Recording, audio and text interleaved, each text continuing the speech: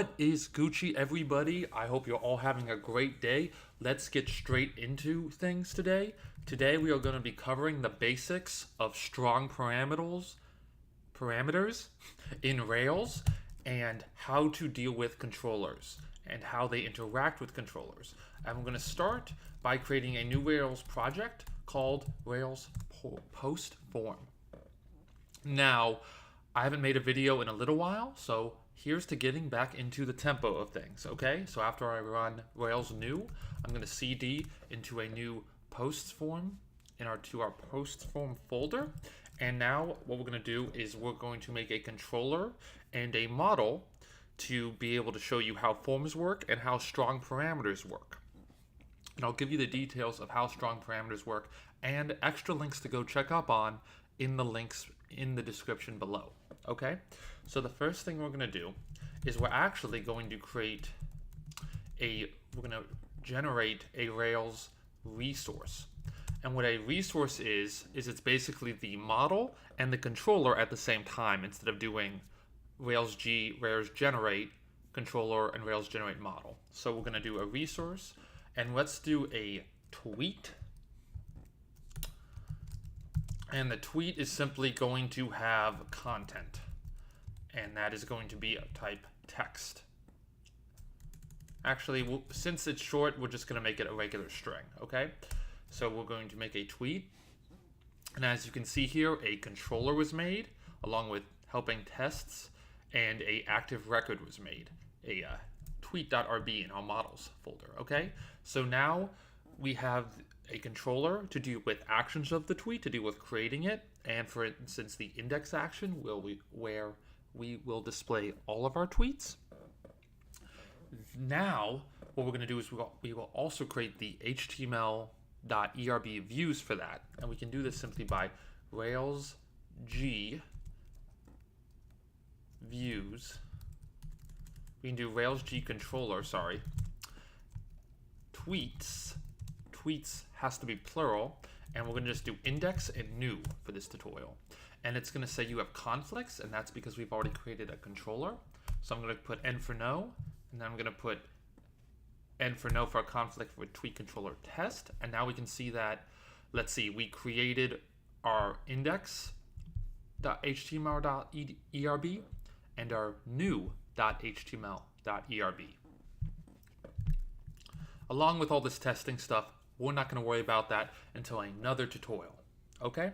So now what we can do here is we can do the first thing before we go into code. We can run rake db migrate, and this is going to update our schema so that our Rails application actually knows about the tweets model. So it actually creates the database table for tweets. So boom, we did that. Perfect, okay? So now I'm going to vim into my whole Rails structure. I'm going to open up a few files. I'm going to open up my index file. I'm going to open up my new file under views/tweets/new.html.b. I'm going to open up my tweets controller, which is right there. And that's it for now, okay? The first thing we're going to do is we're going to create our tweets controller. Now what we're going to have is to get to our strong parameters. And strong parameters is new in Rails 4. It's what basically allows us to pass in parameters between a form and our Rails backend. And what this does is it only allows certain parameters through our application. And this is because if we don't have strong parameters, meaning we basically whitelist what's allowed, other users can't hack our application and change other parameters of a model that we don't want them to. So we're only going to allow users to change, like, for instance, the content in our tweet. But if we had other things like our created at date, which we do, every model implicitly has a created at date, we don't allow people to change that. So we're not going to whitelist that, okay? So whitelisting is what there is to allow. The first thing we're going to do, though, that was a side note. Now we're going to create the index file, and the index is going to show all our tweets. So I'm going to make a @tweets for a global variable, which then can be used in our views, and then I'm going to do tweet.all. Boom. Now I'm going to do I'm going to make a function for new, and this is going to be easy. I'm going to do @tweet, no pluralization. I'm just going to pass in a new.tweet, and this will be used in our form. And now we're going to get into strong parameters. The first thing I'm going to do is I'm going to make this method private.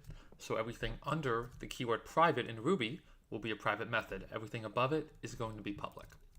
Okay, so I can call this function anything I want, but I'm going to call it tweet params. That is generally the formula, is the name of the model underscore params. And so simply I'm going to do params, which is a hash, and I'm going to do require tweet, not going to capitalize tweet, dot permit, and I'm just going to simply do content because that is the only thing I want to permit being passed to our tweet hash. So I'm going to say anything that's passed in to the params of tweet, I'm only going to permit content to go through. So you can only change the content of a tweet. Okay? Now we're going to create we are going to create a method called create. And what this is going to do, it's going to create our tweet and actually save it to the database. So let's do that. So I'm going to make a regular variable, no @ called tweet, and I'm going to call it tweet.new, and we're going to make it with tweet params. And then we're going to check if tweet.save. So if it saves, I am going to then just redirect to the index path. So I'm going to redirect to tweet's path. Pretty sure that's the right path. Oh, and something I did not do here is I need to do redirect to. The method is redirect to, guys, not redirect. Else, we'll just redirect to new tweets path. Okay?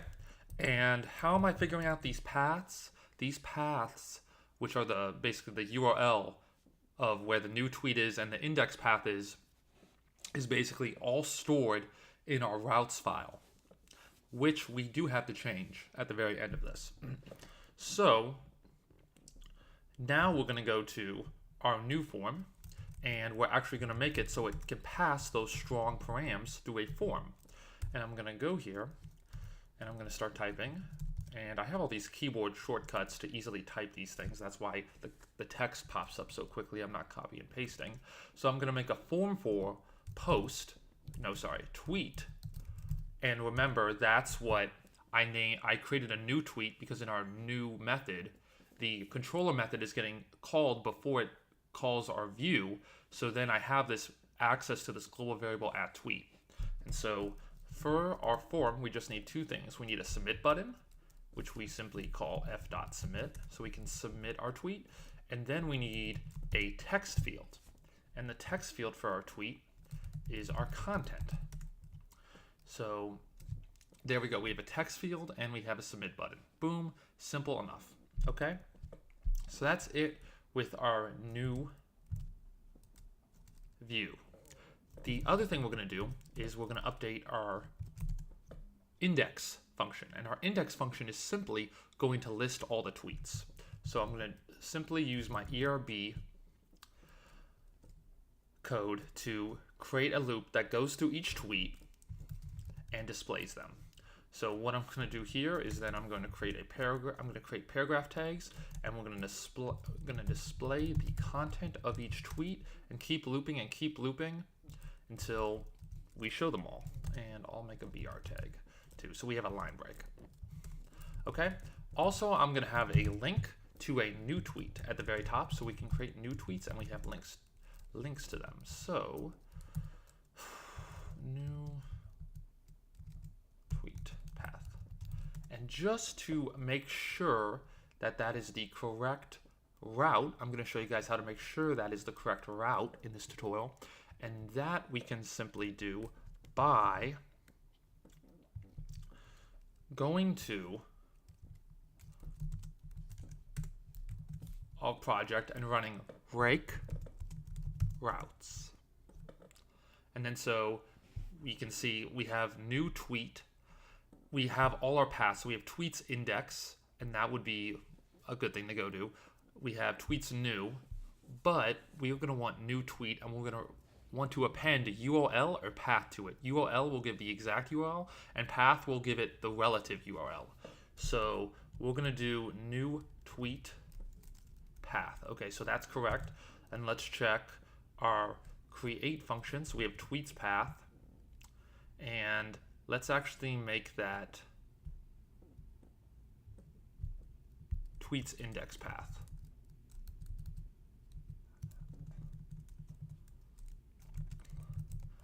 Okay, sweet. And the last thing we got to do is we have to go to our routes file, and I need to say my root of the directory, and we're going to make it tweets hashtag index. So the action is tweets controller, and the controller action is going to be index. The controller is tweets, and the action is index. Can't be too fast now, guys. Okay? So that's what you need to do in the routes folder. All this other code was written when we did the generation of the controller. Pretty cool, huh? So without further ado, let's see if all of this works. So I'm going to quit. I'm going to quit out of these files. And I'm going to run Rails S for Rails server. Then I'm going to switch over to my web domain, and I'm going to reload localhost.3000. And I only have one button. I have a new tweet button. Let's click it, and we don't get an error. And so I have a text box and a submit. So I'm going to do first tweet. And boom, I'm redirected to my index action. And I now can see that my first tweet is displayed. And now let me make a second tweet and submit it by clicking new tweet. And my first tweet is displayed, and my second tweet is displayed. So all the tweets are getting looped through and shown on my index page, which, as you can see here, is /tweet/index. And note that /tweet/index is also my root directory. So it's localhost 3000 nothing /nothing. And that's because I registered tweet/index as the root path. But the redirect action thinks of it as tweet/index because that's the path I told it to go to in the controller. Because I told it tweets index path. Another thing I could do, quick tip, is I could do root path. And that would be, well, that would be the actual URL without tweet/index. It would be the root. It'd be localhost:3000, or your web domain, basically. So there you go. So that's a simple trick. That's a simple way to use forms. So you know how to use the form for helper. You can use the form for, and then you pass in a variable. You could just create a tweet here. You could simply do, let me just show you guys. So tweet.new, it just needs it needs to be passed in a model. The model could already be half filled out, or it could be completely new, so that it can submit a model to the controller. And when you click submit, it's going to run the create action by default because it knows this is a new model. So it will run the create action, and then we will try creating a new action, and it will try doing this with the tweet params. The tweet params require that it gets a tweet hash, which it gives to us through the form, and that it only permits the content. So you can't pass in like a tweet age or a tweet date or anything malicious. Okay? Then it tries to save the tweet, so it tries to do validations. We're not covering Rails validations in this video. And if it's saved, it redirects it to the root path. And if it doesn't, it directs it to the same path. It reloads the new tweets path. And we could do something like a flash hash to say, notice your tweet was not saved. So we could send them a message, your tweet was invalid. And I will actually be covering this in the next video. So I hope you guys enjoyed this video. Hope it's not too long. Tell me how I can improve and tell me how I can get better. Everyone have a great day. Also, check the description for links below.